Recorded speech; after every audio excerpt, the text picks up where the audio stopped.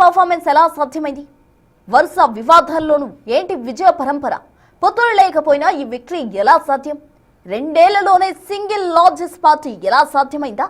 అసలేంటి star and politician Vijay victory route map? Have a look. Tamil రాజకీయాల్లో విజయ్ తన పార్టీ తమిళిగ వెట్రి కళగం ద్వారా సృష్టించిన ప్రకంపనలు ప్రస్తుతం దేశవ్యాప్తంగా చర్చనీయాంశమవుతున్నాయి. కేవలం కింగ్ మేకర్ అవుతాడని భావిస్తే ఏకంగా కింగే అయ్యేసరికి ఎవరికీ పాలుపోవటం లేదు. తమిళ గడ్డ మీద అయితే గీతే మేమే కింగ్స్ అని విర్రవీగిన వారి గూబ గుయ్యమనిపించి సత్తా చాటారు విజయ్. రెండోసారి కూడా ఉదయిస్తాడనుకున్న ఉదయ సూర్యుడు కాస్త అస్తమించడంతో పాటు రెండాకులను కూడా పక్కకు నెట్టి విజయ్ చేసిన ఈ విజృంభణ తమిళ రాజకీయాల్లోనే నభూతోన్న భవిష్యత్తుగా తయారైంది. ఎంజీఆర్ తరువాత ఆ రేంజ్ లో రిజల్ట్ చూపించాడు విజయ్. సింహం సింగిల్ గా వస్తుందని అంటే అవన్నీ విని నవ్వుకున్నారంతా. మేము ఎవరితోనూ పొత్తు పెట్టుకోమంటే ఎగతాళి చేశారు. ఈ ఎన్నికల ఫలితం వచ్చాక తెలుస్తుందిలే అనుకున్నారంతా. కట్ చేస్తే విజయ్ వేసిన వెజల్ కి పెద్ద పెద్ద లీడర్లే పత్తా లేకుండా పోయారు. ఆయనపై ఇటు రాష్ట్ర స్థాయిలో అటు కేంద్ర స్థాయిలో ఇప్పటి వరకు పన్నిన పన్నాగమంతా బూడిదలో పోసిన పన్నీరైంది. సీనియర్ రాజకీయ పార్టీలు కావచ్చు, కొన్ని సర్వే సంస్థలు కావచ్చు, సినిమా వాళ్ల ప్రచారాలకు ఓట్లు రావాలనుకున్నారు. వాళ్లు గుప్పించే హామీలకు బుట్టలో పడేవారెవరనుకున్నారు. ఒక్క యాక్సిస్ మై ఇండియా తప్ప మిగిలిన వారంతా కూడా సేమ్ సర్వేలిచ్చారు. కానీ ఇక్కడ ఫలితం చూస్తే విజయ్ సినిమా వాడైనా నమ్మారు. అతడిచ్చిన మాటలను విశ్వసించారు. దీంతో ఫలితం సినిమా ఫక్కీలో జరిగినట్టు జరిగిపోయింది.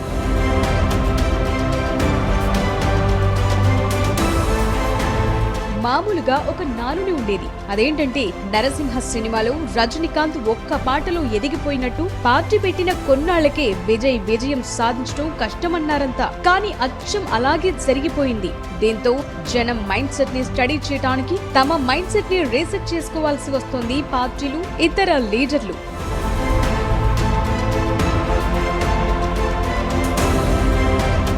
ఇంతకీ ఏ అంశాలు విజయ్ విజిల్ బ్లోయింగ్ లో పనిచేశాయో చూస్తే ఆయనకున్న తిరుగులేని మాస్ ఇమేజ్, తమిళనాట సినిమా రాజకీయం వేరువేరు కాదు. ఇవి విడదయ్యరాని అనుబంధంతో గత 50-60 ఏళ్ల నుంచి రాజ్యమేలుతున్న ఇక్కడ కరుణ, ఎంజీఆర్, జయలలిత వరకు ఇవి సాగిన విధం వేరు. ఆ తరువాత పరిస్థితి వేరు. అంటే ఇప్పటి వరకు విఫల యత్నాలు చేసిన వారంతా కరుణ, ఎంజీఆర్, జయ స్థాయిలో స్టార్లు కారని దీన్ని బట్టి అర్థమైపోతుంది. విజయ్ ఒక్కడే ఆ స్థాయి సినిమా స్టార్ గా అర్థమవుతోంది ఇప్పుడిప్పుడే.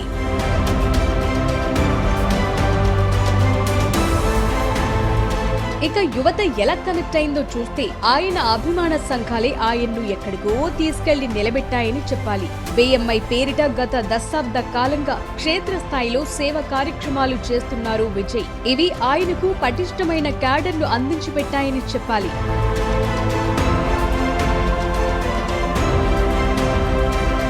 దానికి తోడు సంప్రదాయ సైలెంట్ ఓటర్ ప్రస్తుత పాత పార్టీల పట్ల బాగా విముఖత చెంది ఉన్నారని చెప్పాలి. దీంతో విజయ్ వారికొక ఆప్షన్ గా కనిపించినట్టు తెలుస్తుంది. దానికి తోడు తొలిసారి ఓటు వేసే వారంతా కూడా విజయ్ ని బెస్ట్ ఆప్షన్ గా భావించినట్టు కనిపిస్తోంది.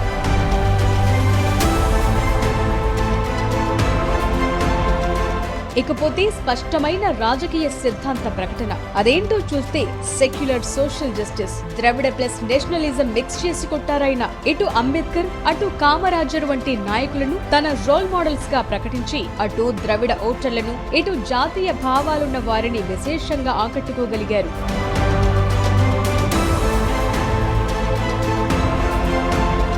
మామూలుగా చాలా మంది విషయంలో వివాదాలు వెనక్కు లాగిస్తుంటాయి. కానీ విజయ్ విషయంలో అలా కాదు. విక్రవండిలో జరిగిన భారీ బహిరంగ సభ ద్వారా తన బలం నిరూపించుకున్నారు విజయ్. అధికార డిఎంకేని, కేంద్రంలోని బీజేపీని సమానంగా వ్యతిరేకించడం ద్వారా తన బలం నిరూపించుకున్నారు. తాము ఎవరికీ బేటీం కాదని స్పష్టమైన సందేశాన్ని ప్రజల్లోకి తీసుకెళ్లగలిగారు విజయ్.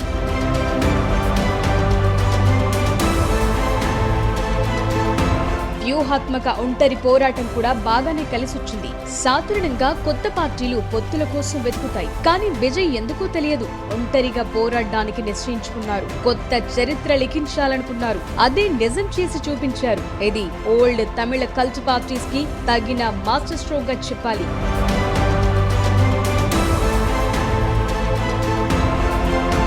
ఒంటరిగానే ఎందుకంటే పొత్తులో ఉంటే సీట్ల సంఖ్య తగ్గుతుంది. అసలు బలమేంటో తెలీదు. ఒక్కోసారి తాము పొత్తులో ఉన్న పార్టీ బలం కూడా తమ బలంగా ఊహించుకోవాల్సిన పరిస్థితి ఏర్పడుతుంది. ఇలాంటి గందరగోళానికి గురి కావాలని అనుకోలేదు విజయ్. దీంతో అతడి గట్స్ కి నమ్మకానికి జనం పట్టు కట్టినట్టు కనిపిస్తుంది.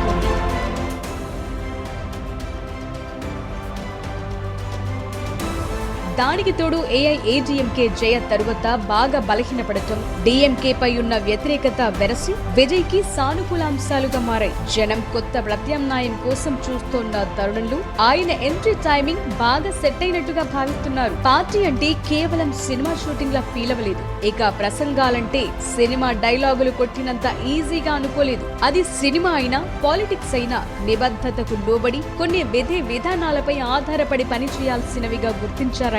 దీంతో బూత్ లెవెల్ నుంచి కన్స్ట్రక్టివ్ మోడ్ లో వర్క్ చేసుకుంటూ వచ్చారు. పార్టీ ప్రకటించడానికి 2 ఏళ్ల ముందు నుంచి గ్రామాన కమిటీలను ఏర్పాటు చేసుకుంటూ వచ్చారు. అదే ఇప్పుడు సత్ఫలితాలనిచ్చినట్టు అంచనా వేస్తున్నారు.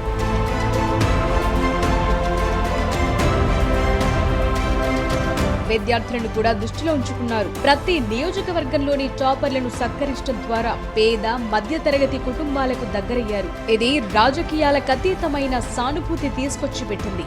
విజయ్ రాజకీయ ఎదుగుదల వెనుక కేవలం సినిమా గ్లామర్ మాత్రమే కాదు, పక్కా వ్యూహముందని అంటున్నారు పలువురు రాజకీయ విశ్లేషకులు. 2026 ఎన్నికలే లక్ష్యంగా ఆయన వేసిన అడుగులు నేడు ఫలితాలనిచ్చాయని అంటున్నారు. ఎన్నాళ్ళీ డీఎంకే అన్నా డీఎంకే మద్దల దరువు ఈసారి పార్టీ మార్చి చూద్దామని జనం అనుకునేలా చేయగలిగాడు. తన డైలాగులను మాస్ గుండెలకు తాకేలా ఎలా సెట్ చేసుకుంటారో, తన సినిమాల్లో మాస్ ఎలిమెంట్ ఉండేలా ఎంత జాగ్రత్త పడతారో, తన పొలిటికల్ ఎంట్రీ నుంచి పార్టీ ఎన్నికలకు వెళ్లే వరకు అంతే పక్కాగా రూపుదిద్దారని చెప్పాల్సి ఉంటుంది. అదే ఇప్పుడు టీవీకే అంటే తమిళ వెర్రి కలగం మాత్రమే కాదు, తమిళనాడులో విజయ్ ఒక కింగ్ అనిపించేలా చేయగలిగిందని అంటారు పలువురు రాజకీయ విశ్లేషకులు.